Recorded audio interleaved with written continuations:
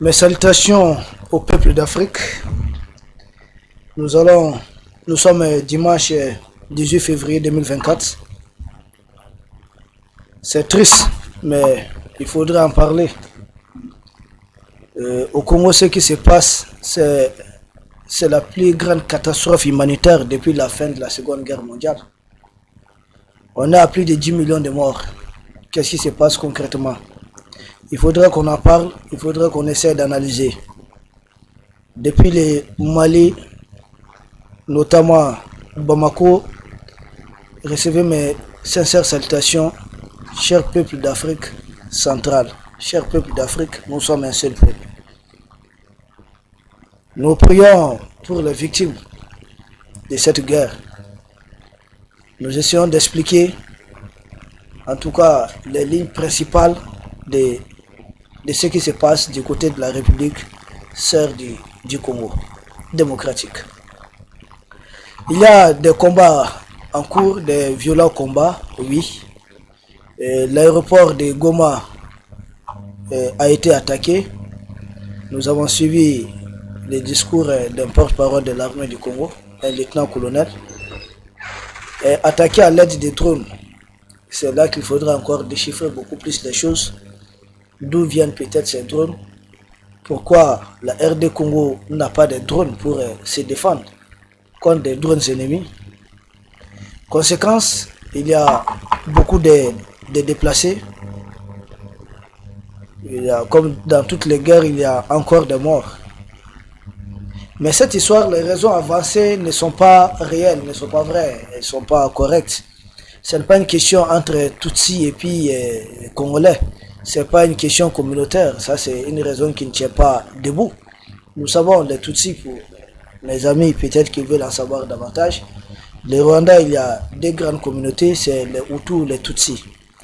Le défunt président qui a été remplacé par le président Paul Kagame, le président Abiyarimana, son avion a été abattu. Il était d'ailleurs dans l'avion avec le président du Burundi à l'époque. Et la jet française est jusque-là incriminée pour cet acte barbare contre la souveraineté du Rwanda. Parce qu'à l'époque, les militaires français étaient au Rwanda. Il y a des enquêtes à cours. Je n'ai pas dit que ce sont eux qui ont forcément fait ça, mais ils sont très accusés, très suspectés par rapport à cet acte qui a conduit à la mort des deux présidents africains. L'enjeu principal, ce qui se passe au Congo, c'est une question de minerais. Il y a des minerais rares. Nous savons tous que le Congo est l'un des pays, je parle de la République démocratique du Congo, avec la Russie, sont deux pays les plus riches au monde en termes de ressources naturelles. Parce que la RD Congo, c'est le deuxième fleuve le plus puissant au monde. La RD Congo, à partir duquel d'ailleurs on peut faire des barrages hydroélectriques pour électrifier toute l'Afrique. Nous n'avons pas besoin de subir cette guerre énergétique que l'Occident nous impose. La RD Congo, c'est la deuxième forêt au monde, après la forêt amazonienne. La RD Congo, c'est vraiment un scandale géologique. N'oublions pas que le roi de la Belgique avait pris un acte pour dire que la RD Congo était propriété royale, c'est-à-dire sa propriété, pas la propriété de l'État belge. Il s'agit de ces pays, bien sûr. Donc l'enjeu principal de ce conflit qui a fait plus de 10 millions de morts, et bizarrement les médias mainstream ou bien d'autres médias n'en parlent pas. C'est comme si une vie africaine ne comptait pas. C'est pas bon, c'est triste. Pourtant, quelque part au moins, s'il y a juste de quelques dizaines de morts ou centaines de morts, les gens crient. Il faudrait faire ça, il faudrait sanctionner, il faudrait prendre. Mais en RD Congo, je ne vois aucun pays qui n'est sanctionné. Pourtant, ça implique beaucoup d'États. Beaucoup de pays sont impliqués dans ça. Pourquoi? Pourquoi cette injustice? Les vies congolaises aussi comptent. Les vies africaines, nous aussi, les Africains d'Afrique subsaharienne, nous sommes des humains là. Une vie égale à une vie, une âme égale à une âme. Mais les mêmes occidentaux ont fait écrire dans leur fameuse déclaration universelle des droits de l'homme que tous les hommes naissent libres et égaux. Mais dans les faits, c'est pas ce que nous voyons. S'il y a une personne qui tombe du côté de l'Ukraine, c'est le boucan dans le monde. Et nous regrettons ce qui se passe en Palestine, mais c'est très médiatisé aussi. Mais pourquoi ce qui se passe au Congo n'est pas médiatisé? Ou bien nous, nos vies ne comptent pas? C'est triste. Nous savons qu'il y a une loi qui a été prise au Congrès américain pour dire qu'il faudrait sécuriser toutes les routes des ressources stratégiques des Américains. D'accord? Et les vies des Congolais. Et cette bataille se joue au Congo. Parce que les Congolais ayant passé des marchés avec les Chinois à l'époque pour moderniser l'exploitation de ces minéraux et gagner grand profit, ce qui n'arrange pas parce que les Chinois en matière de technologie sont en guerre avec les Américains. L'exploitation artisanale dans des zones de combat profite au Rwanda. Au Rwanda, le Rwanda ne fabrique pas de téléphones. Cela va directement aux Américains. Là-bas, il y a une guerre qui sans pitié. Des missiles sol-air utilisés en territoire congolais ou des drones, nous comprenons directement, d'après l'accusation des autorités du Congo, qu'il s'agit du Rwanda, de l'Ouganda et autres. Mais pourquoi les Africains se font ça? Pourquoi? Pourtant, Kagame, c'est l'un des présidents qui était vraiment apprécié en Afrique. Il faudrait peut-être arrêter de sortir de ça. Et puis, il a même été président de l'Union africaine. Moi, je ne comprends pas, franchement. Je suis désolé que les Africains, des Africains noirs, des Noirs africains, se livrent la guerre à ce point. Et juste pour que des Occidentaux, des Chinois puissent profiter des minéraux. C'est très triste. Ce sont des Africains qui meurent. Nous voyons la RD Congo qui affronte l'armée rwandaise et de l'autre côté il y a aussi les forces d'Afrique australe, notamment à l'Afrique du Sud, Namibie, Tanzanie, qui sont opposées de l'autre côté au Rwanda, à l'Ouganda, au Kenya. Mais ça c'est des réalités du terrain. Donc il y a non seulement une guerre entre deux États, il y a une guerre aussi entre les forces sous-régionales. Afrique du Sud, qui a même perdu des hommes et qui est en train de renforcer sa présence. Et de l'autre côté, le Rwanda appuyé par l'Ouganda et autres pays. C'est très triste.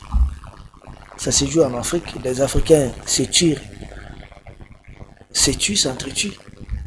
Si c'était l'Occident, tout le monde est là. Et nous avons même des Africains allés en Ukraine, les pseudo-démocrates, des gens comme les Maki, les Ambalo. Ambalo même est parti, dit qu'il est médiateur, il veut mettre fin à cette guerre en Ukraine, que c'est pas bon, il y a eu beaucoup de morts. Et les morts congolais, Ambalo, ce ne sont pas des morts. C'est triste, c'est déplorable. Donc il y a cette guerre, mais nous avons noté quelques faiblesses qui peuvent être des conseils pour nos frères du Congo, surtout les autorités du Congo. C'est d'abord le choix des partenaires du Congo pose problème. Aujourd'hui, le Congo, la RD Congo a presque les mêmes partenaires que le Rwanda.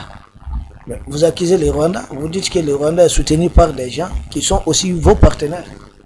Et là, ça complique les choses. C'est une force et une faiblesse à la fois. C'est une force parce que là, vous avez mis pied dans les plats des gens que vous accusez. Mais c'est une faiblesse parce que dans ça, ça serait toujours du Toto tire Nama, Nama tire Toto. Toto tire Nama, Nama tire Toto. Ça ne va pas bouger. Personne n'aura le dessus. Il faudrait diversifier les partenaires. S'il y a eu des drones qui ont fait intrusion dans l'espace aérien du Congo, jusqu'au niveau de la localité de Goma, c'est parce qu'en face, il n'y a pas de répondants.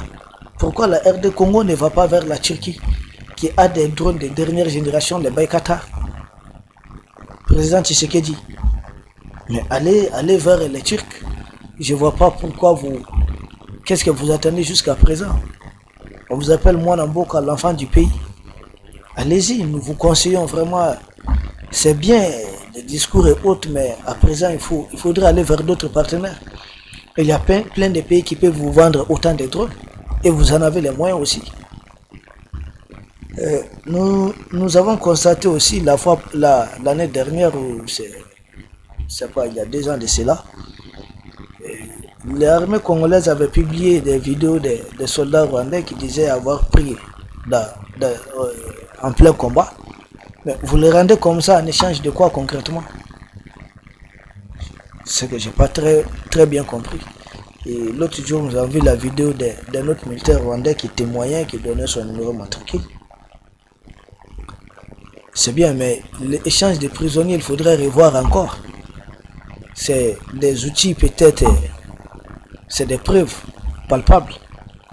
Et ça, il y a la Cour internationale de justice qui a pour compétence effectivement de vouloir de tels litiges. Pourquoi cette Cour à présent n'a pas été saisie, même si nous savons que son verdict est un peu symbolique? Parce que l'Ouganda a été incriminé, devait payer, verser une grosse somme. C'est toujours bien de condamner, ça multiplie beaucoup plus les arguments. Et la RDC a beaucoup de force dans ce combat. D'abord, c'est un pays indépendant. Une indépendance reconnue internationalement. C'est une force. Là, les gens ont du mal parce que ce que nous voyons, à vouloir pousser les fameux M23 à signer un accord avec la RD Congo. L'accord va impliquer quoi? Une large autonomie à ses forces. Pourquoi toute cette autonomie? Parce que c'est des forces qui ont des armes. Mais si tel est le cas en Afrique, partout, les gens vont commencer à prendre des armes pour demander une large autonomie. C'est la même bêtise qu'ils ont voulu faire au nord du Mali. Nous avons apprécié le discours du président Tshisekedi lors du mini sommet qui a eu lieu du côté d'Addis Abeba, quand il dit que le président de notre pays ne peut pas prétendre vouloir protéger une communauté dans un pays tiers. C'est pas possible. C'est comme si le président de la RD Congo disait il y a certains Hutus au Congo, mais qui sont les Hutus de Rwanda, que lui, président du Congo, il veut aller protéger les Hutus au Rwanda. Ça colle pas. C'est juste une question de minerais, cette histoire. Parce que plus il y a le conflit, plus il y a une exploitation artisanale. Et cette exploitation artisanale, les Rwandais savent, ils envoient ça directement à ceux qui sont derrière.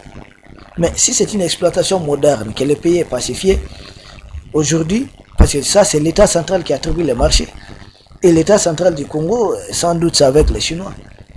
Et là, il y a une forte concurrence en matière de technologie entre les Américains et les Chinois. Mais pourquoi les Américains et les Chinois doivent faire leur guerre de technologie ou bien d'intérêt, des ressources énergétiques ou bien des minéraux simplement en Afrique? Faire de l'Afrique, on marche sur la vie des Africains comme s'ils ne sont pas des humains. Et entre ça, il y a des pays africains qui comptent. On ne comprend pas, c'est triste. Hein? C'est très triste ce qui se passe au Congo. Nous condamnons avec la dernière énergie. Le refus de discuter avec les M23 constitue une force véritable du Congo. Parce qu'en fait, les M23, c'est juste des chiens méchants qu'on vous envoie. Au lieu de discuter avec les chiens méchants, il faudrait discuter avec le propriétaire du chien directement. Sinon, il va changer de chien tout simplement. Avant M23, il y avait d'autres groupes rebelles, ce sont les mêmes qui les soutenaient. Et pour les mêmes raisons. C'est faire exploiter de façon artisanale les ressources qui se trouvent au niveau des Kivu, des Yuturu et autres. Au niveau au-delà de toutes ces localités. On veut faire exploiter ces ressources-là de façon artisanale. Et ça passe par le trafic. Jusqu'au Rwanda. Au Rwanda, le Rwanda ne fabrique pas de téléphones portables. Ça profite aux gens qui sont derrière. Pourquoi faire ça? Aucun humain ne restera sur terre. Qu'on pense au moins à son prochain. Entre Africains, c'est pas bon. Moi, je suis vraiment triste de parler d'une guerre entre pays africains comme ça. Je ne suis pas du tout un partisan de la guerre à ce point. Non, pas du tout.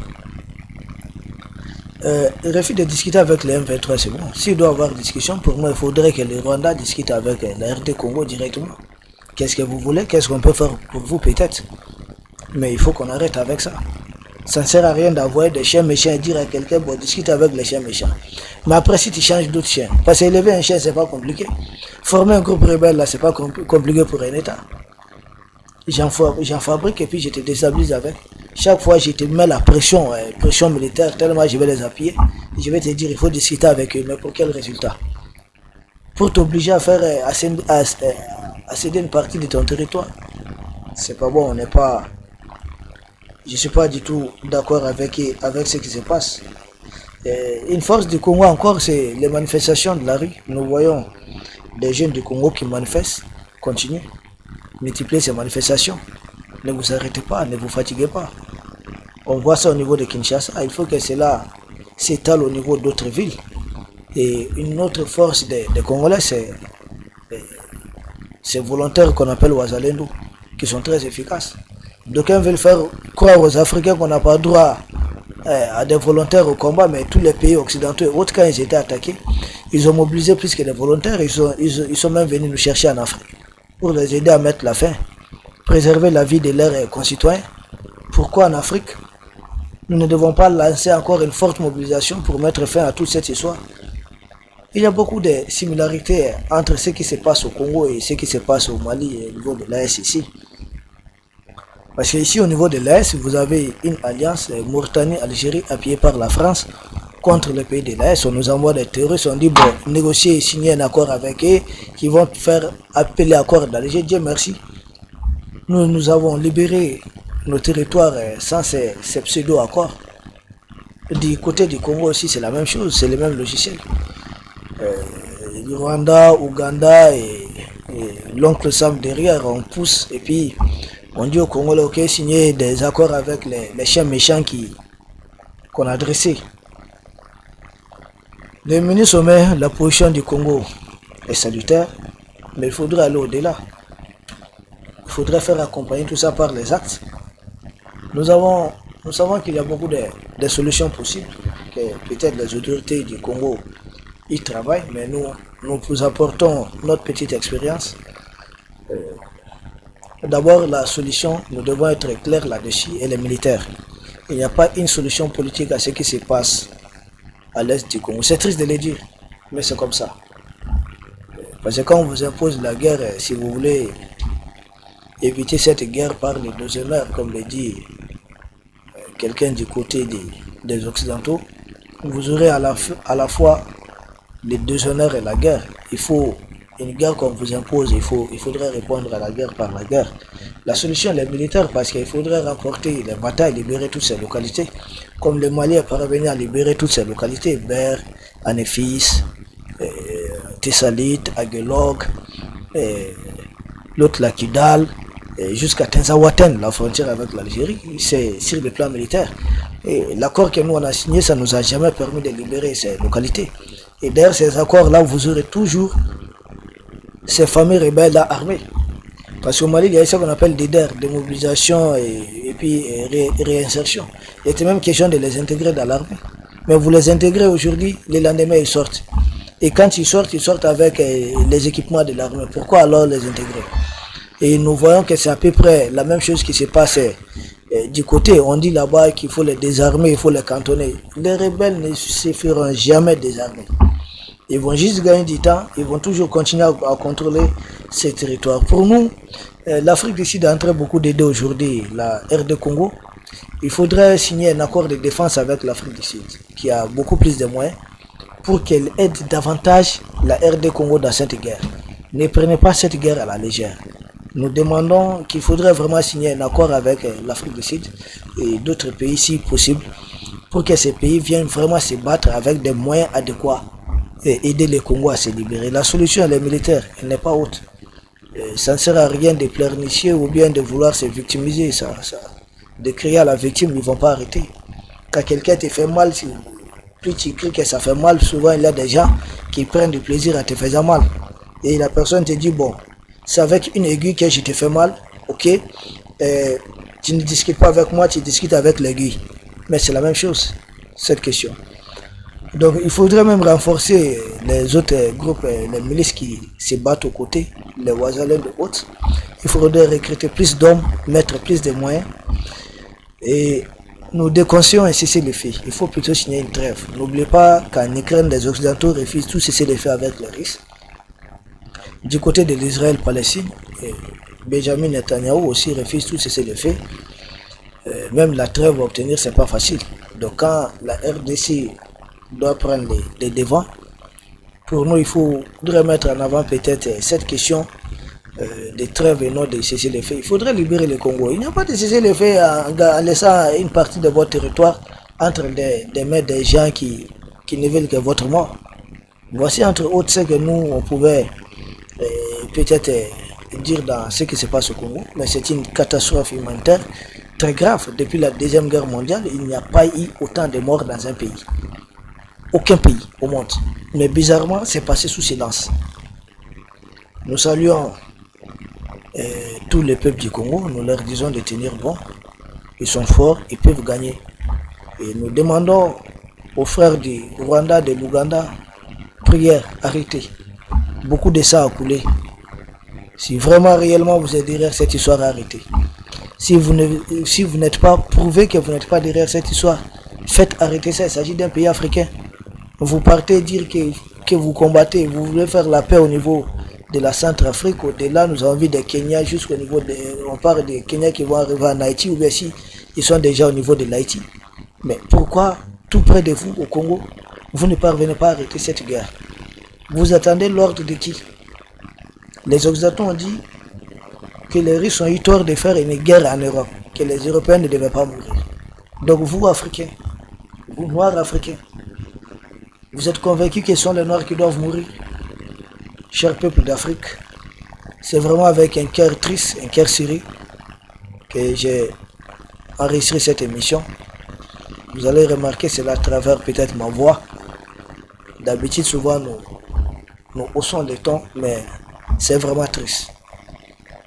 Force à nous, peuple d'Afrique, nous allons gagner. Je vous remercie, à très bientôt.